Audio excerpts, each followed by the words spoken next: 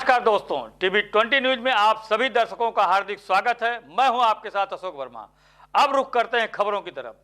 वैसे तो आजमगढ़ जिले की 10 विधानसभाओं में सपा ने अपना परचम लहराया, लेकिन जीते हुए प्रत्याशियों के चेहरे पर मायूसी भी देखने को मिली। कारण कि यूपी में भाजपा की सरकार बन गई। गुरुवार की शाम को मतगणना स्थल पर जीत के बाद सपा समर्थकों में खुशी की लहर दौड़ी। जीत के बाद सदर विधानसभा से 9वीं बार विधायक चुने गए पूर्व मंत्री दुर्गा प्रसाद यादव, तीसरी बार अतरौली विधानसभा से विधायक चुने गए डॉक्टर संग्राम यादव, गोपालपुर विधानसभा से दूसरी बार विधायक चुने गए नफीस अहमद और सगड़ी विधानसभा से पहली बार चुनाव लड़कर जीत दर्ज किए डॉक्टर एच.एन. पटेल ने अपने क्षेत्र की जनता का आभार व्यक्त किया और साथ ही राष्ट्रीय अध्यक्ष अखिलेश यादव को धन्यवाद दिया। कहा कि जनता के सुख दुख में हर समय वे खड़े रहेंगे और क्षेत्र की समस्याओं के समाधान कराया जाएगा। जीत के बाद क्या कुछ कहा सपा विधायकों ने, सुनिए। जीत है, लेकिन प्रदेश का भी ख्याल होना चाहिए। क्यों ऐसा? एक तो खुशी की भी बात बताइए और पूरे प्रदेश के बारे में भी। अब देखिए, पूरे प्रदेश के बारे में क्या बताऊं। अब आजमगढ़ की सीट हम लोग निकाले, पूर्वांचल की निकली है। उत्तर प्रदेश में तो अब जनता ने जो फैसला दिया है सबको स्वीकार है इस बात। अब आजमगढ़ में हम अपने क्षेत्रवासियों को, हमारे जो विधानसभा के हैं जिले वासियों को बहुत बहुत हार्दिक बधाई देते हैं। आपने हमें मौका दिया तो जिस तरह से हम ईमानदारी से और मजबूती से जनता की सेवा करते उसी तरह से हम करने का काम करेंगे। आजमगढ़ को गढ़ कहा जाता है तो ये भी साबित हुआ। तो आजमगढ़ गढ़ तो मैं पहले भी कहा था कि हम लोग 10 सीटें निकलेंगे और 10 सीटें निकाल के हमने दिखाने का काम किया। एक विधायक के रूप में भी बहुत जिम्मेदारियां होती हैं, उसका भी निर्वहन। भाई देखिए, विधायक जनता का प्रतिनिधि है। सरकार बनती है तो बड़ी योजनाएं आती हैं। अब विपक्ष में रहता था, आवाज उठाता है।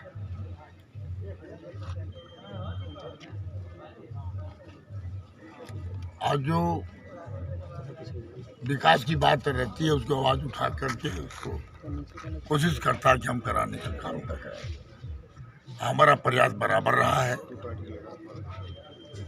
इसलिए हमारा प्रयास बराबर जारी भी रहेगा। यादव जिंदाबाद।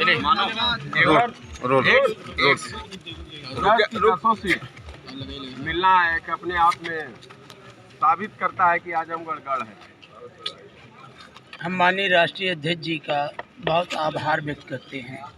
उन्होंने तीसरी बार हम पर विश्वास करके समाजवादी पार्टी का प्रत्याशी बनाया। हम अतरौलिया की महान जनता का बहुत बहुत आभारी हैं।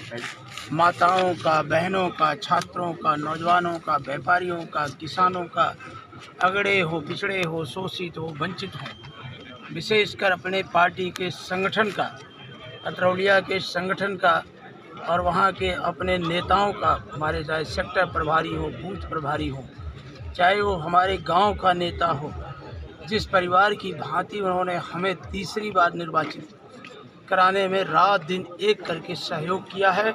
हम सबसे पहले अतरौलिया की महान जनता का और अपनी पार्टी के संगठन का, नेताओं का बहुत बहुत आभार व्यक्त करते हैं, उन्हें धन्यवाद देते हैं। जिस तरह का मैंडेट आया पूरे प्रदेश में, उसको लेके क्या कहेंगे संगम जी?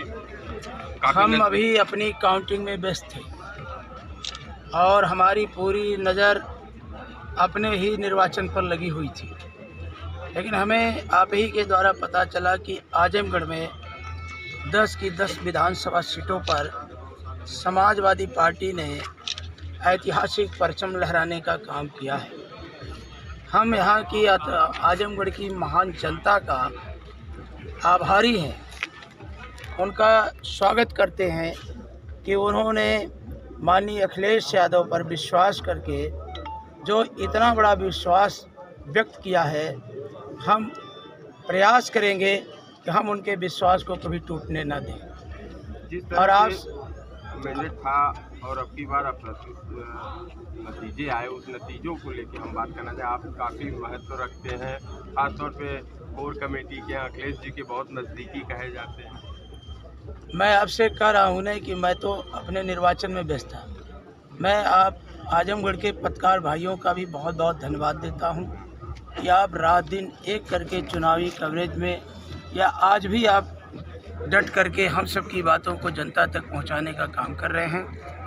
और मैं आपके परिवार के एक सदस्य की भांति आजमगढ़ के जनपद को विकास, खुशहाली और समरसता बनाने का अथक प्रयास करूंगा और जो समाजवादी आंदोलन माननीय अखिलेश यादव जी के नेतृत्व में जीत तो जीत होती है, खासतौर पे जिस तरीके की उम्मीद की गई थी उससे भी बेहतर प्रदर्शन आपका रहा आजमगढ़ में, क्या कहना चाहते हैं? देखिए, पहले तो मैं आपके माध्यम से हमारे राष्ट्रीय अध्यक्ष माननीय अखिलेश यादव जी का और पूरी गोपालपुर की जनता का, अपने सभी नेता साथियों का, सेक्टर प्रभारी, बूथ प्रभारी, नौजवान साथियों का, सबका दिल की गहराइयों से शुक्रिया अदा करना चाहता हूं कि आप सभी लोगों ने मिलकर मुझे अपनी सेवा करने का, अपनी आवाज़ को बुलंद करने का दोबारा मौका दिया। खास तौर पे उत्तर प्रदेश की भी बात की जाए, अखिलेश जी के कोर कमेटी के भी आप मेंबर रहे, क्या कहना होगा इस तरीके का जो नतीजा आया है? देखिए, मैं इतना ही कहूँगा कि जो भी रुझान आ रहे हैं, हम लोग तो जनता के उसका सम्मान करते हैं और बाकी इस पे बयान हमारे राष्ट्रीय अध्यक्ष जी देंगे। नहीं, कहीं न कहीं लगता है कि आप लोगों की भी कहीं चूक हो गई है आज? देखिए, कहीं नहीं चूक हुई है। हम लोगों ने बड़ी मजबूती से चुनाव लड़ा, गठबंधन साथियों ने, और एक एक जहां लड़ा, लेकिन अब इस पे कुछ भी कहना ये मेरे लिए नहीं, राष्ट्रीय अध्यक्ष जी उसका जवाब दें।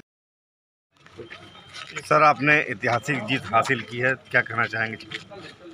सबसे पहले तो हम सगड़ी की जनता को, देवतुल्य जनता को बधाई देना चाहता हूं, धन्यवाद देना चाहता हूं।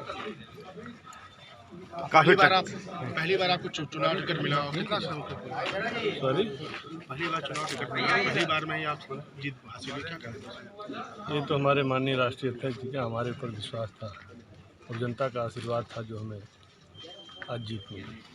क्या मुद्दे अब विकास आप क्या करेंगे इस क्षेत्र में?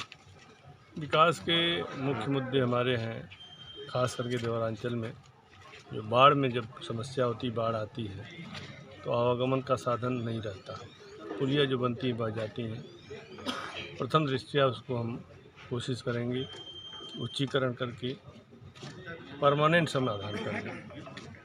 जब वो परमानेंट समाधान हो जाएगा तो आवागमन के जब साधन हो जाएंगे तो चिकित्सा और शिक्षा बेहतर मिल पाएगी उस एरिया। दूसरी चीज़ है, जो क्षेत्र की टूटी फूटी सड़कें हैं, बहुत ही क्षतिग्रस्त सड़कें हैं, हमारी कोशिश रहेगी इन सड़कों का जीर्णोद्धार किया जाए। काफ़ी टक्कर रहा सर आपसे बीजेपी में, क्या मानते हैं?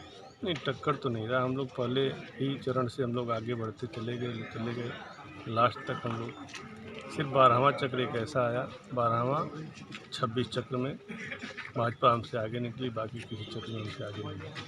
उत्तर प्रदेश में जो ये जनता ने जनादेश दिया, इसके बारे में आपका क्या कहना है? जनता सर्वोपरि होती है, जनता के जनादेश को स्वीकार करते हैं, करना चाहिए।